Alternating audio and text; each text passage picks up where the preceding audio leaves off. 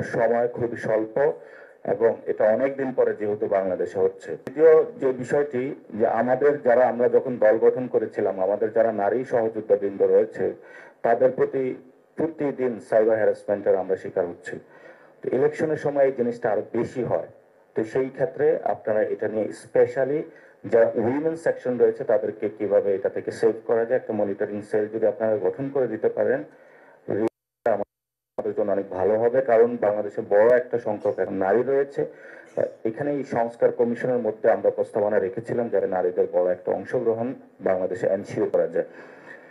আরেকটি বিষয় রয়েছে যেটা হলো এই তরুণ প্রজন্ম এখন যেহেতু এই ইলেকশনে অংশগ্রহণ করবেন, এটা ফেস্টিভ মোড করার জন্য আপনারা প্লিজ আইন শৃঙ্খলা বাহিনীকে একটু অ্যাক্টিভ করবেন, যা হয়তো একটু বিশৃঙ্খলা যদি সৃষ্টি হয় হয়তো বা তরুণ প্রজন্ম যে ইলেকশন প্রসেস গণতান্ত্রিক প্রক্রিয়ার মধ্যে যে একটা সম্মান বোধ আসছে এটা যাতে নষ্ট না হয়ে, কারণ যদি একবার এটা আবার নষ্ট হয় হয়তোবা তারা আরেকটি বিপ্লবের পথে চলে যাবে। এটা আমাদের জন্য কারোর জন্য কোনো সুখকর বিষয় হবে না।